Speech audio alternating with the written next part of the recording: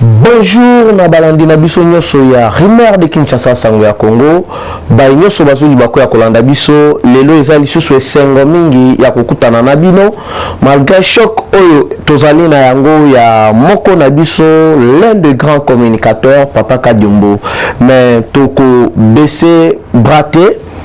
J'espère que tozali ba cible ya banguna ya RDC ya banguna ya vérité mais toko se laisser faire parce que ningi balobaka toujours que non vérité suka suka et triomphera kaka.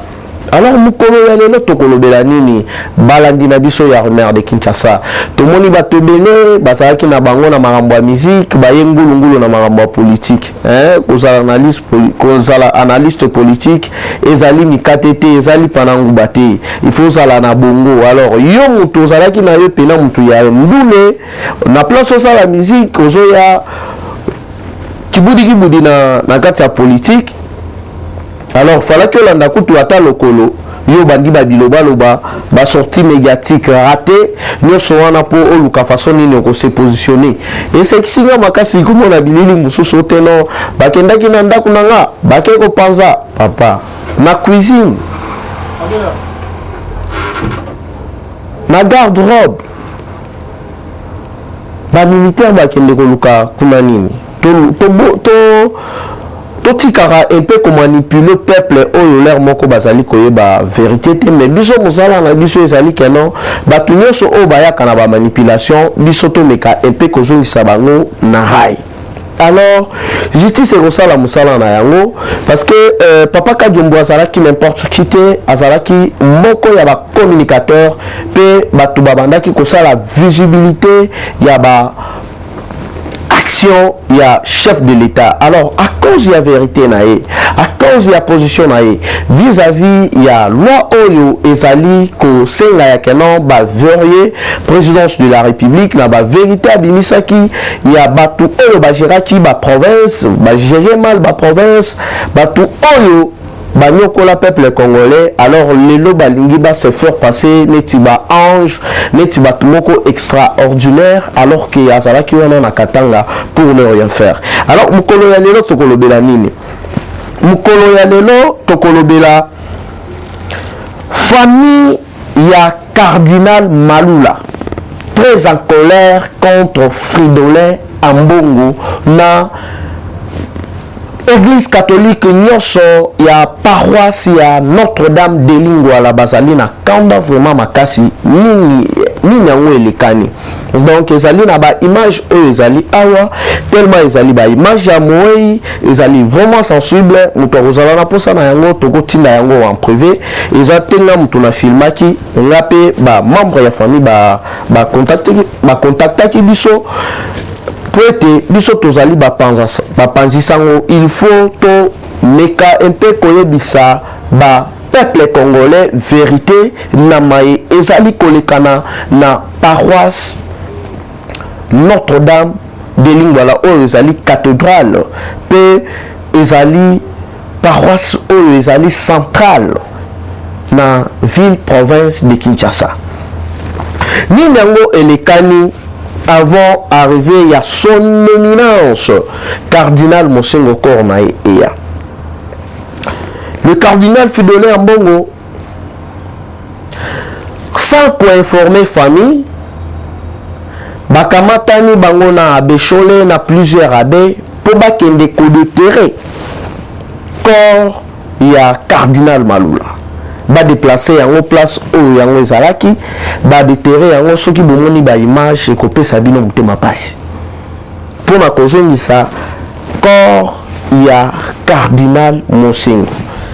Pratique wana ezali normal ezali satanique to ezarite ou soit muwei oyo auti kotika biso na testament na ya komaki bakunda ye kaka place wana est-ce que ba place na kati ya cathédrale ezalité donc tokoyeba yango awa. Donc famille ya cardinal Malula bazali vraiment dessus et puis désolé na népotisme na fanatisme oyo ezali kolekana na église ata soki ko déterrer nzoto to ko déplacer cercueil ya muwei il faut contacter Libota. Azali na famille, azali na bandeko.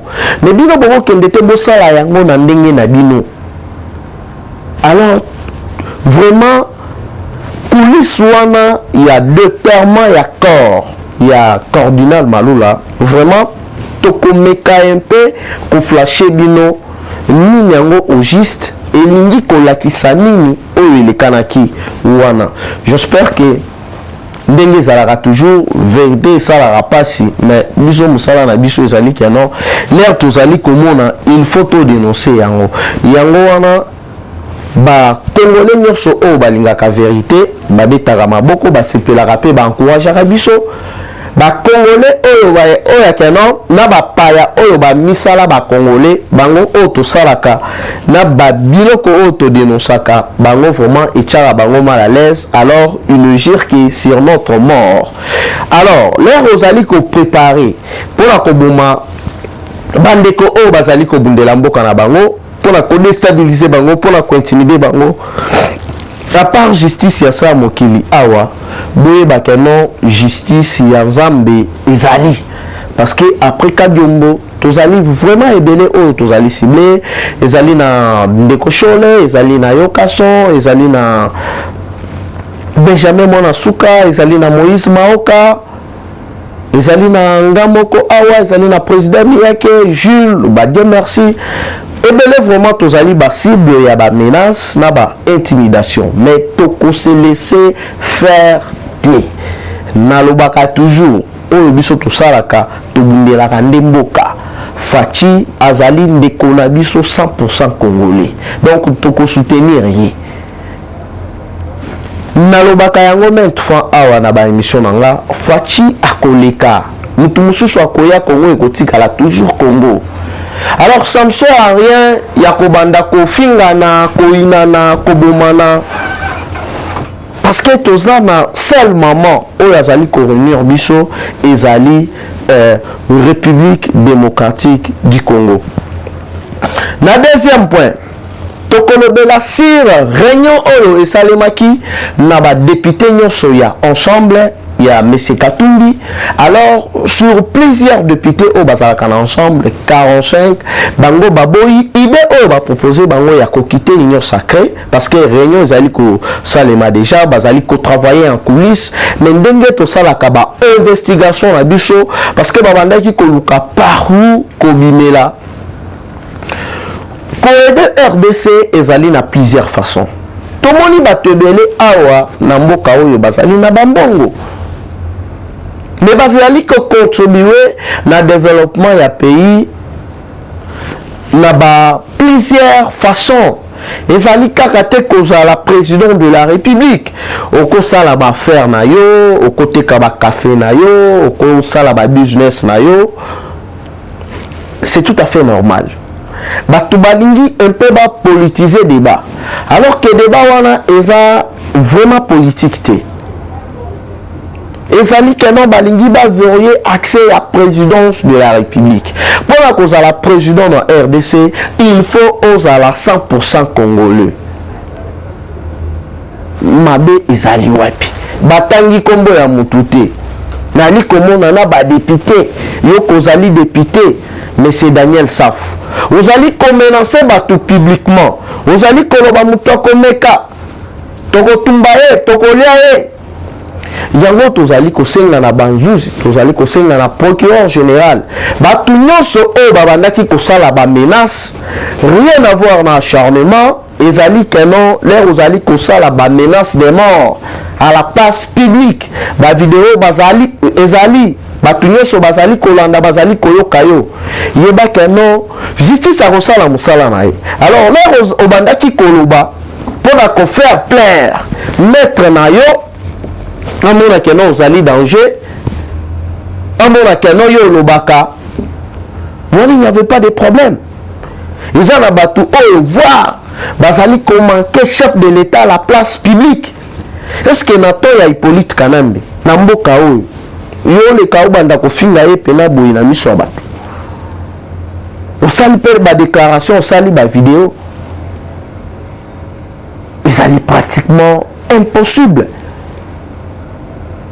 alors tokosenga na justice bakangi chroniqueur musical oyo ayaki ngulungulu na kati ya politique etikali Daniel Saf parce que yepe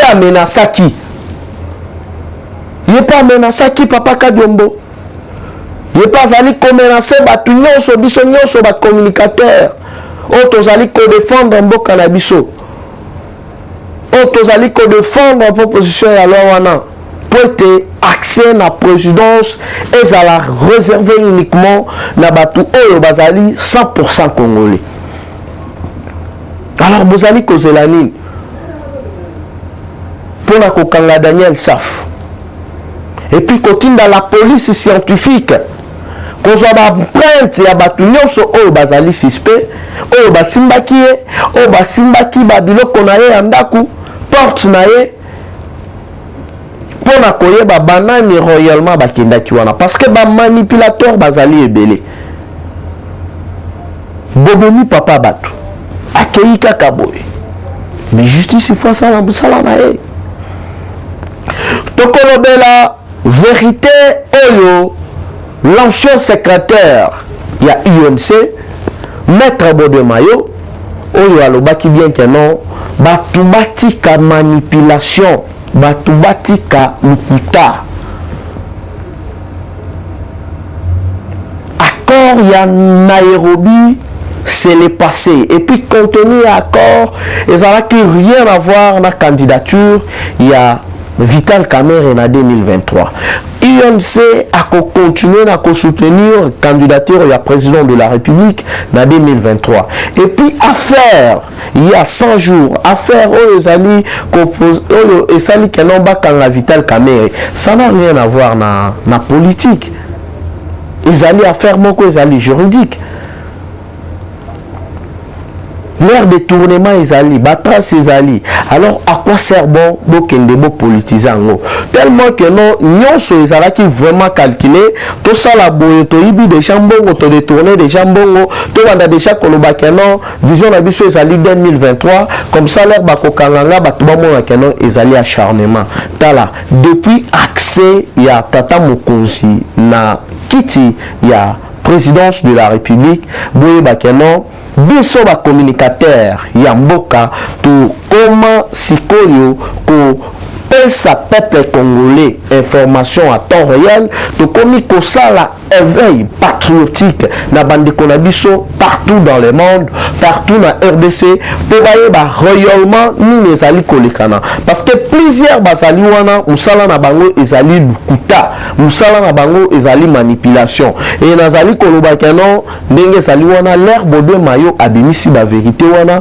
alobi affaire ya procès ya Vital Kamerhe ezali politique te ezali procès moko ezali rien à voir na la politique dedans ezali kenon justice azali kosala musala na ye parce que mboka ekotambola jamais sans justice. Alors baninga bazalaka kenon soki bakangi yo o collaborer na justice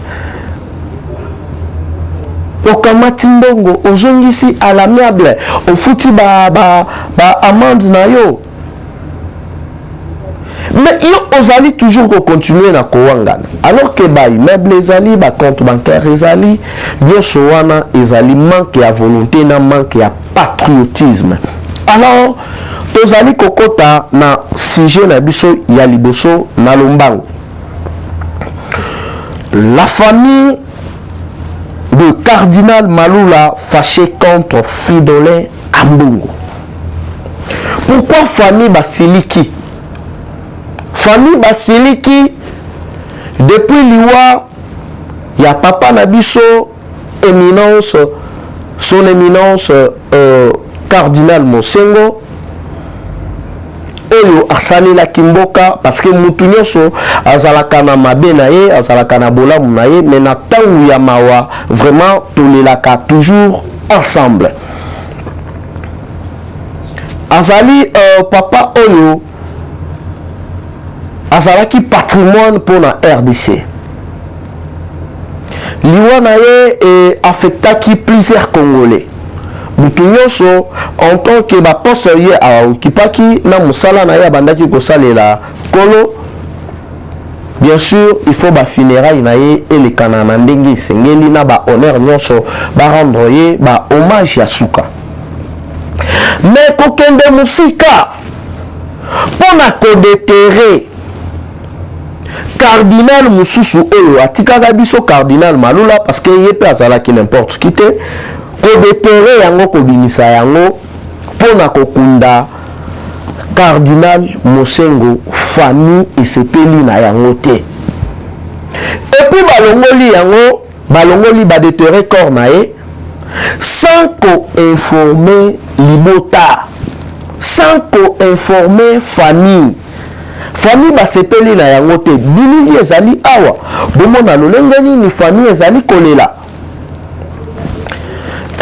Namoni point de presse moko oyo Monsieur l'abbé Adécholé asalaki pona koloba oteno ba déplacer yango kaka pona emplacement papa totika manipulation na kati ya cathédrale.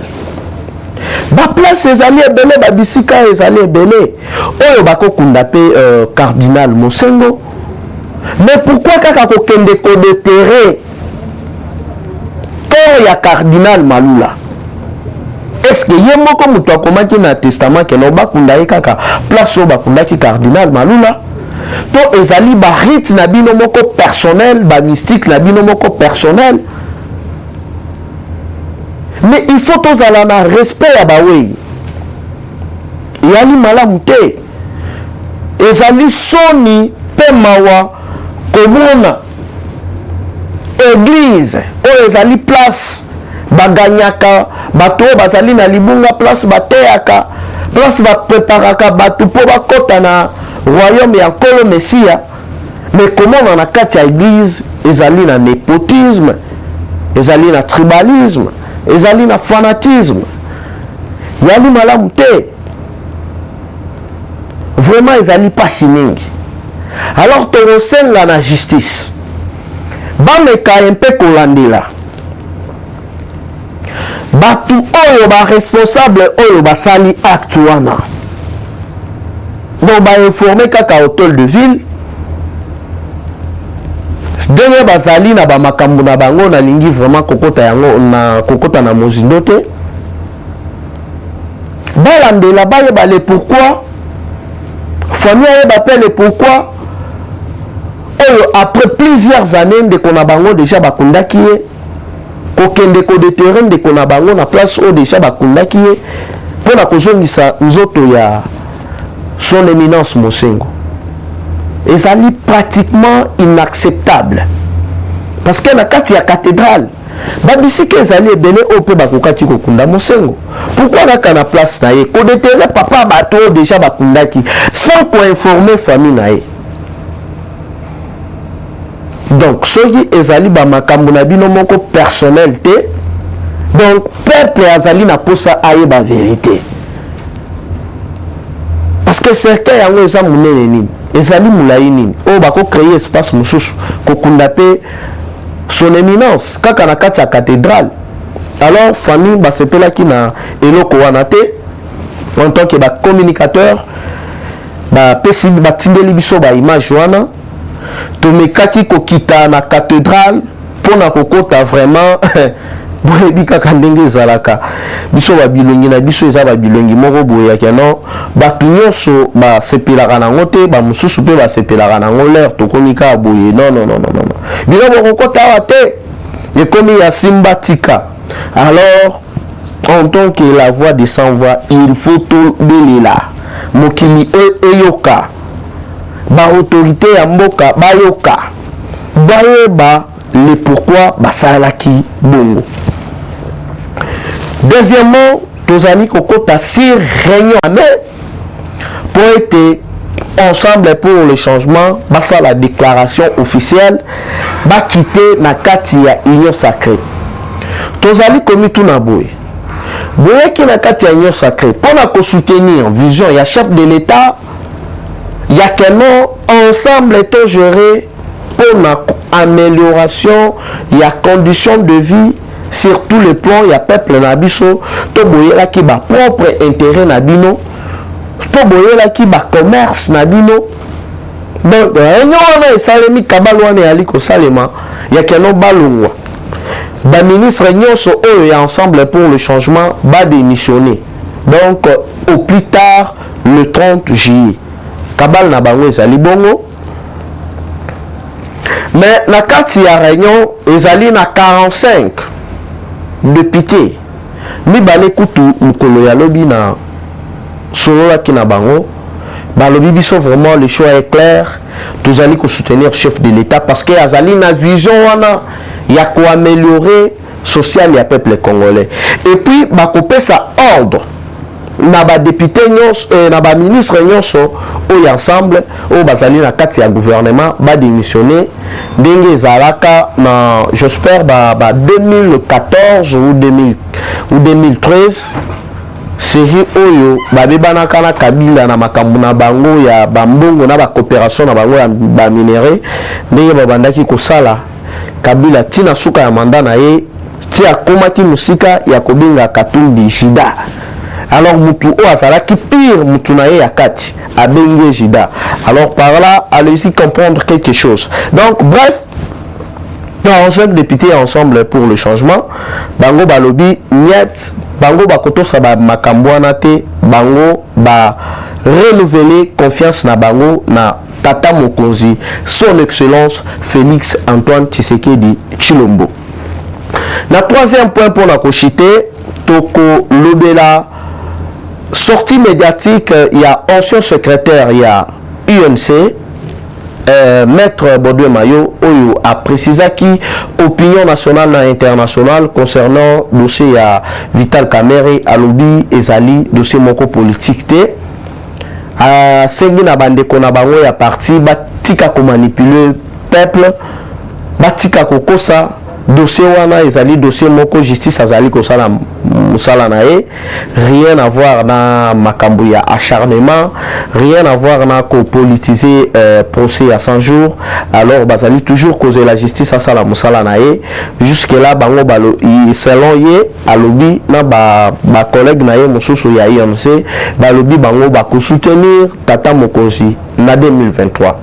Alors avant na si ça na kosenga nano na justice ya mboka na biso boye. À chaque fois tozali kozwa appel na ba message ya famille ya juge yani oyo atika biso na makambo ya procès. Enquête ezali na niveau nini? Dossier wana ezali na niveau nini? Parce que ebele lelo bazoleka ko dénoncer koloba ba makambo mususu c'est bien bon. Mais papa wana azalaki pe père d'une famille. Atiki bana na e. Ekozala malamu kofongola dossier wana.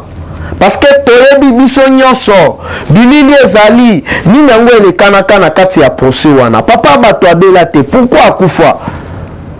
Parce que lelo bato balingi kaka kokamata justice soki muto asali mbeba muto asali mabe ayibi balingi ba politiser justice. Balingi ba manipuler opinion. Alors papa oyo juge yani le magistrat mosusu pe akufa oyo azalaka na dossier ya je ne sais pas lupango ya madame Amida. Dossier wana eza na niveau nini? Parce que bakufi na ba circonstance moko oyo biso nyonso tozali koyeba. Tokosenga na justice bafongola dossier wana. Tokosenga ngai personnellement na kosenga na ba communicateur nyonso tozala vraiment éveillé partout yo ozali sala na numéro ya la police bande kona yo nyonso oyo pena bozalaka na bango proche to panza donc ba numéro wana ya la police bo pesa pe bango en cas ya attaque ou menace au kotinda message déjà na ba communicateur nyonso ndenge tozalaka totinelani ba message to alerter s'il faut la police a quitté sur place a quitté. Parce que ceux qui toleki kaka to banda ko pleurnicher na moni keno ezali solution te. Zambe moko ayebi musala o tozali ko sala pona mboka bozalaki ebele ya kolanda biso nazali ko souhaiter ba bon séjour na mon vieux Chikito Mushashino oyo anniversaire na ye kozala le 5 août j'espère que non via kozala toujours na mabele alors batutu balingaka ba communicateur batu nyonso balingaka Chikito Mushashino boko souhaiter ba joyeux anniversaire mokolo ya le 5 vraiment ezalaki wabino mwana koli en direct il y a Rumeur de Kinshasa Saoya Congo. Bye bye et dans le prochain numéro. Eshima, votre magazine qui bat au rythme de l'actualité. Retrouvez la nouvelle édition. Exclusivité, Barnabé Mwakadi, les recordmen des chiffres. Jamais la forte mobilisation des recettes et les performances de la Direction générale des impôts n'ont défrayé la chronique comme c'est le cas maintenant. Des exploits jamais réalisés sont atteints depuis la nomination du nouveau directeur général Barnabé Mwakadi Mwamba. Classé meilleur élève par l'inspection générale des finances en mobilisant 1100 milliards de francs congolais pour le mois d'avril, le directeur général Barnabé Mwakadi a sorti les grands jeux en mettant en pratique ses 27 ans de carrière au sein de la DGI. Il connaît les secrets des chiffres. En un an, plusieurs avancées sont réalisées. La traçabilité de recettes grâce à la numérisation et la digitalisation de la procédure des déclarations et paiements d'impôts, l'amélioration, les renforcements de capacités humaines et institutionnelles, la lutte contre la fraude fiscale.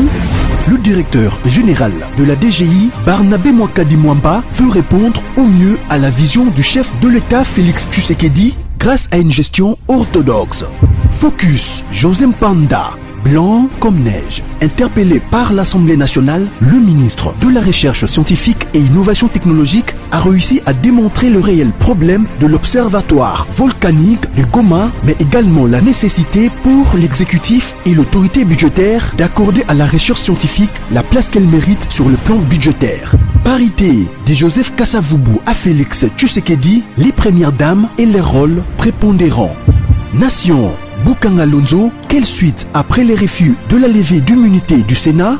Enquête, l'Office congolais des contrôles se perd dans sa mission. Et Shima revient sur l'histoire des leaders africains assassinés. Les forces et faiblesses de la RDC dans ses relations internationales. Culture, rituels et coutumes des Bashi. Retrouvez l'intégralité du magazine Eshima dans les kiosques. Eshima Magazine, un nouveau standard d'information.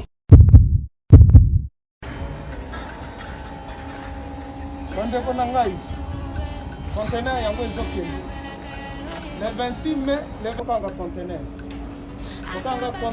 chaque mois donc next ekozala le 26 mai olingo tinda velo mutuka please osi okangi biloko tu omemaka na biso benga biso comme ça toya somema biloko totinda na Congo.